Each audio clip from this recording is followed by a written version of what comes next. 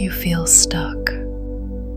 Your mind has a conscious and subconscious level. Up to 95% of your behavior is run by your stored memory in your subconscious, not using conscious logic, not with more motivation or willpower.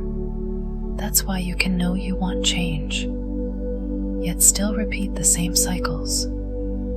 Because unreleased negative experiences, emotions, limiting thoughts get trapped in your body and loop.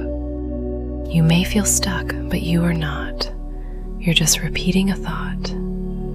Every pattern in your life started as a sentence you kept saying. I'm always tired. Nothing ever changes. Maybe this is just who I am. Your nervous system hears that and builds your reactions around it. That's autopilot. A reset interrupts the loop.